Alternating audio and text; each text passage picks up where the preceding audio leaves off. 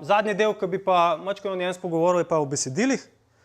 To je pa neka raziskava, ki smo jo tudi delali s kolegom Gregorjem delala in govori po tem, znamo mi besedila teh ljudskih pesmi na nek način analizirati in lahko recimo nekako iz njih zanaliziramo neko vsebino, recimo vrsto pesmi ali pa izluščimo povezave ali pa podobnosti med pesmi. Zdaj, če imamo neko pesem, seveda vedno ima neko besedilo, ne?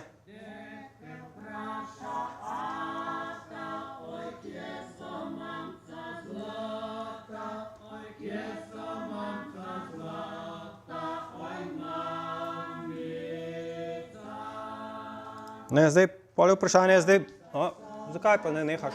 A znamo zdaj mi, če seveda imamo samo besedilo za to pesem, kaj povedati o tem, je to ljubezenska pesem, je to moralna pesem, legendarna pesem, ne vem, pevska, družinska, ne vem, ima temo smrti, kaj je zdaj ta pesem, ne? Seveda avtomatsko, s pomočjo računalnika.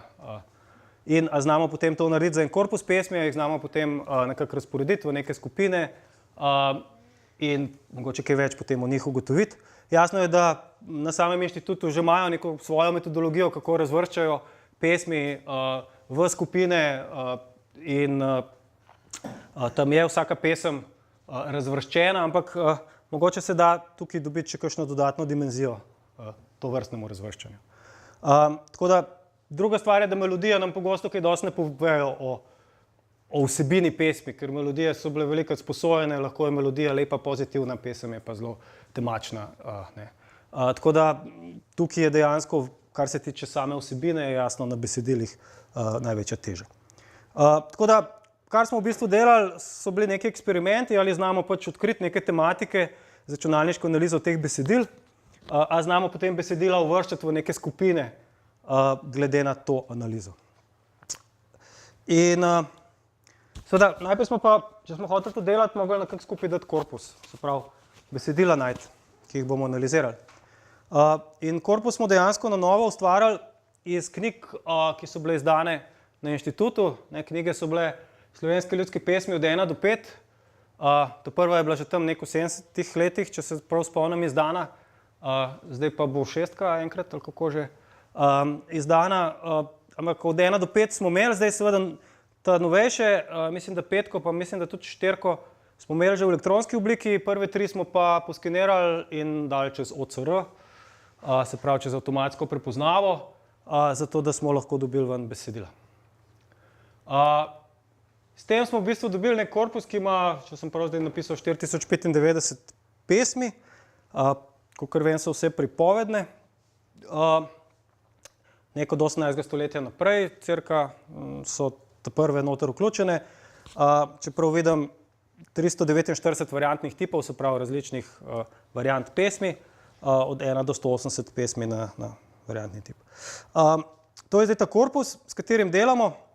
Zdaj tako, to je ena stran enega skena, se pravi v sami seveda knjigah ni samo besedilo, je marsikaj drugega, tako da velik del tega procesa skeniranja je bilo tudi to, da smo pol mogli označiti, kaj je besedilo, pa kaj ni besedilo, pa tako dalje.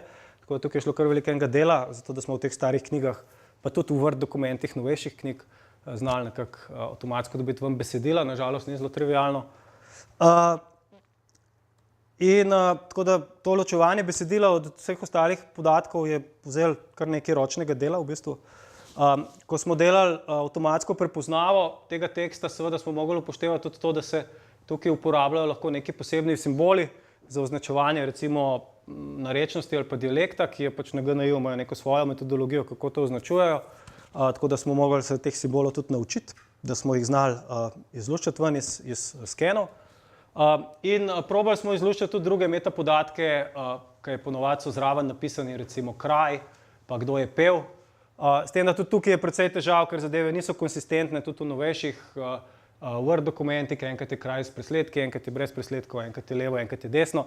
Tako da ta konsistentnost pač tukaj nažalost smo mogli malo čarati. Ampak ok, tako je pač, če neke dokumente skeniraš. Potem smo seveda preslikali to vse v Unicode in kar je sledilo, je, da smo morali to vrstna besedila za računalniško analizo pretvoriti v neko nevtralno obliko. Namreč računalniška analiza ni preveč vesela, kadar vidi sklone, pa spole, pa števila, pa vse podobne stvari, ker potem so za računalnik to različne besede in ne ena in ista beseda. Zato seveda smo mogli izvesti tako imenovano lematizacijo, ki smo jo delali v parih korakih. Se pravi, če imamo tukaj odzgor nekaj, kar bi recimo srečali v nekem besedilu, kjer ima pač noter razne pač simbole glede na način izgovorjave, pa pač recimo tole, pa tako dalje, je bilo treba to pretvoriti v nevtralno obliko. Zdaj, kaj to pomeni? To pomeni, da smo implementirali neka pravila za zamenjavo, recimo, da smo pač vedeli, da tale vezaj tukaj pač ima nek pomen, kakršen ga ima, mi smo ga kar s presledkom nadomestili, ampak spravi, da smo nadomestili neke take posebne simbole, to je bila prva stvar. Ta druga stvar je, da smo ustvarjali nekaj, čemur mi rečemo narečni slovar, čeprav ni ravno slovar, gre bolj za vse besede, ki jih nismo našli v SSKJ-ju in so se pojavljali, smo nekako na roke njihove slovnične ekvivalente natipkali in teh smo cirka 18.000 natipkali. Za občutek. Tako da predolga je ratal pol predolga in tako dalje. Ali pa rigelci so ratali zapahi, da nismo preveč teh nekih narečnih besed noter imeli. In ko smo to imeli, smo potem lahko dobili že lepšo obliko, na koncu pa v bistvu bolj slovnično obliko. Na koncu pa seveda sledi lematizacija, ki pa je v bistvu postopek tega, da se znebimo sklonov, spolov in podobnih zadev, kar smo pa v bistvu delali takrat z enim oblikoslovnim označevalnikom iz Inštituta Jožef Štefan, Obelik se mu reče, ki pač besedam pripiše besedno vrsto in podobne stvari in lahko dobimo ven tudi nevtralno obliko. Tako da na koncu nam pač tole zgoraj, se ne bom trudil brati, ker ne bi znal naglasiti, pretvorili v tole, nič predolg, nič prekratek, se pravi vse prvi sklon ednine, saj ne biti plesati v N. No, ta N je pač mal artefakt, ampak taki tudi obstajajo potem v pretvorbi. Tako da iz tega smo dobili v bistvu nekaj, kar potem lahko rečemo, to pa bo zdaj računalnik bolj vesel, da bo malo analiziral in iskal tematike v tovrstnih zadevah.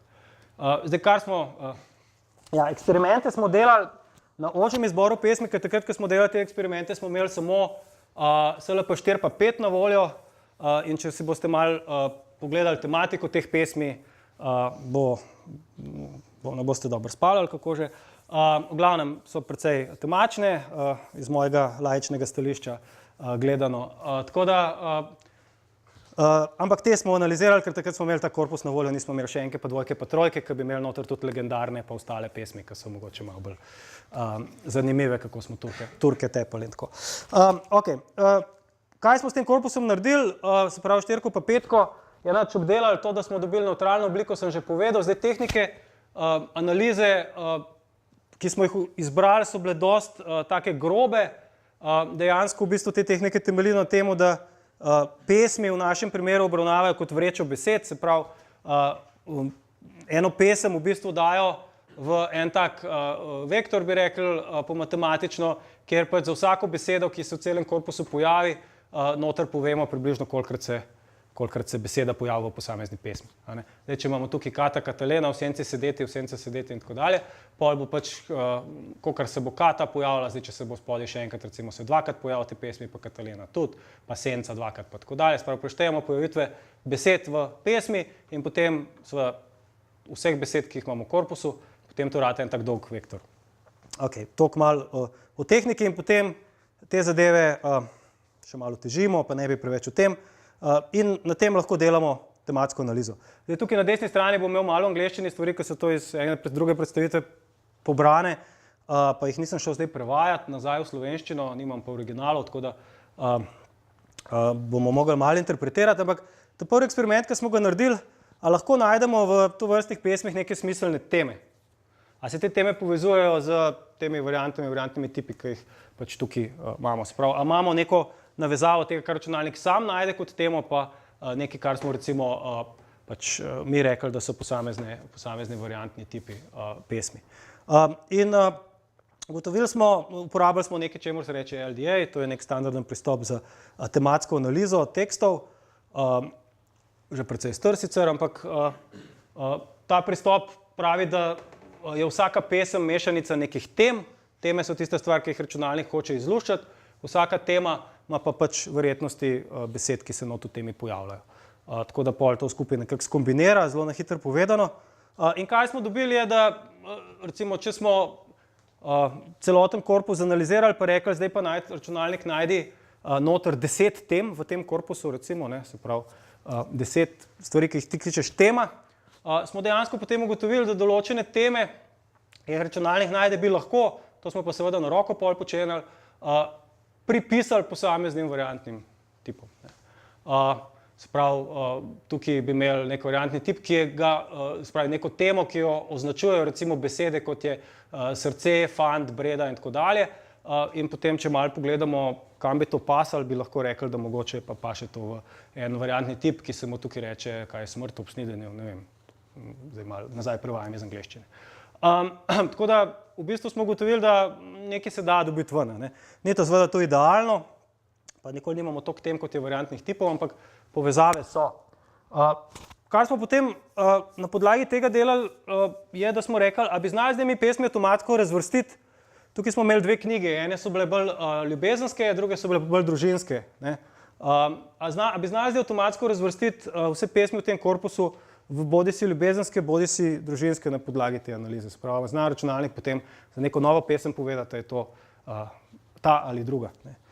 In smo v bistvu naredili pač neko gručenje, hierarhično, in smo v bistvu ugotovili, da se dejansko pesmi razdelijo v tem primeru v 4 podskupine, od katerih v 2 podskupinah prevladujejo družinske, v drugih 2 podskupinah pa prevladujejo ljubezenske. Zdaj, to ni čisto enoznačna klasifikacija, ker tak je imel družinske noter, je imel tudi nekaj ljubezenskih in obratno, ampak vsaj recimo v nekih 70% primerov smo pa pravilno, ali pa še malo več, mogoče 75%, smo pa pravilno razvrstili v eno ali pa v drugo kategorijo. Se pravi, nekaj smo se naučili iz tega ven. In tudi vidimo, da recimo v družinskih bomo najdel noter, v temah bomo najdel noter seveda besede, ki nakazujejo na družino, ne vem, sin, mati in tako dalje. Dočim v ljubezenskih bomo mogoče najdel bolj ljubimec, mož, ljubica in tako dalje. Se pravi, drugo vrsto besed, ki nakazujejo na eno pa na drugo. Tako da v bistvu smo tukaj uspeli, no ta zadnja mogoče najbolj taka, vsaj meni zanimiva je pa je, a lahko v bistvu s to računalniško analizo ugotovimo neke karakteristične tematike posameznih pesmi, s tem, da mi sami definiramo, katere so te tematike. Pravi, ne, da zdaj računalnik bo meni dal 20 tem, ki si jih bo sam zmislil, pa ne zdaj pol jaz ugotavljam, kaj so te teme, ampak malo drugače. Recimo, da si jaz mislim, da imam temo, ne vem, umor, pa da imam temo, ne vem, bomo pol par jih povedali, take bolj temačne so te. Pravi, da jaz imam te teme, da za en del pesmi, recimo za 18% pesmi v tem manjšem korpusu, sam določim pesmim teme. In to ne samo eno temo na pesem, ampak je to v bistvu porazdelitev. Pravi, več tem, ena pesem ima lahko več tem. Lahko ima umor in družina, ali pa umor in karkoli drugega zraven. Se pravi, v bistvu določim nekaj teh tematik. Potem pa naučim računalnik nek model, ki ga bom potem lahko na vse pesmi apliciral in bom dobil za vsako pesem porazdelitev preko teh tematik. In ali ima to nek smisel, ali to nima nekega smisla. In v bistvu potem dobimo en tak zanimiv klasifikator, ki mi lahko za posamezne recimo variantne tipe v tem primeru pove, kako se te teme, se pravi, to so teme, ki smo jih na roke zbrali sami, se pravi, ne vem, incest, pa mačeha, pa družina, pa samomor, pa umor, pa tako dalje, pač vse, kar se tukaj se nam je zdelo, da se veliko pojavlja, se je zadnji slajd to, da se veliko pojavlja v teh pesmih in kar zdaj pač mi lahko iz tega ven dobimo, je za vsako variantni tip porazdelitev po vseh teh tematikah. In lahko vidimo, da kakšni so se zelo ujemajo, bom rekel, z eno samo temo, vsaj pač tako pravi analiza, kakšne so pa v bistvu dejansko mešanica večjih teh tem. In to vrstno analizo potem bi lahko dejansko uporabljali za to, da bi tudi vizualizirali ta prostor tem, da bi lahko se po njem sprehajali, gledali, kjer je pesmi, kam sodijo in tako dalje. Tako da to je pa v bistvu zdaj ta zadnja stvar, kar sem hotel zelo na hitro še pokazati, je v bistvu eno orodje, ki pri tem nastaja, ki ga v bistvu razvijamo zato, ker smo ugotovili, da zelo težko sami raziskujemo, že sami zelo težko v bistvu ugotavljamo, ko naredimo neko tematsko analizo, kakšna ima nekaj pesem, teme, kako so te teme prek pesmi, kako se s časom te teme razvijajo in tako dalje. Jaz smo začeli delati na nekem orodju, ki bi bilo tako recimo uporabniku prijazno za analizo besedil, splošno, se pravi, to ni orodje sam za GNI ali pa za koga, ampak ne bi bilo splošno, zdaj to je zaenkrat še v razvoju, neke stvari pa že dela, kjer lahko mi v bistvu sami naložimo not nek korpus, kakršenkoli ga že imamo, naredimo tematsko analizo tega korpusa, ne bom tega kazal, se pravi, zračunamo teme in potem iščemo in vizualiziramo te stvari. Se pravi, zdaj imam jaz noter naloženih tukaj vseh 5 SLP knjig, se pravi, imam celoten ta SLP korpus besedil tukaj noter, lahko v bistvu iščem po nekih besedah, če jih želim, ki se pač pojavljajo v besedilah. V besedilih lahko seveda si pogledam posamezna besedila in če sem delal neko tematsko analizo, lahko dejansko potem tudi gledam, kako se neke teme, ki jih je računalnik ven dobil, teme so pa pač specificirane z besedami, ki se v temi pojavljajo, recimo dete, mama, dati, mačeha, kruh, grob, bla, bla, bla. Ta tema je najbolj prisotna v točno te pesmi z 48%, in kar seveda lahko grem potem gledati, recimo, kjer druge pesmi imajo to temo, prav vidimo, da je mačeha in sirota zelo prisotna, potem bi lahko gledali, da ta tema je najbrž v Zove sneženem grobu in tako dalje, se pravi, to so neke pesmi, kjer je ta tema zelo močna, vidimo lahko tudi časovno, kako se je v korpusu nekako s časom ta tema pojavljala, kje se je bolj pojavljala, kje se je manj, in pač tako naprej, zaenkrat smo cirka do sem prišli. Cilj pa je, da imamo potem eno tako orodje, ki nam omogoča, da lažje vizualiziramo, primerjamo tak korpus, iščemo po njem in še par drugih vizualizacij imamo v planu, ki jih nismo še naredili. Tako da s tem bi pa zaključil to moje predolgo predavanje, ampak upam, da je bilo dovolj zanimivo, da ni bilo za manj predolgo. Tako, hvala lepa.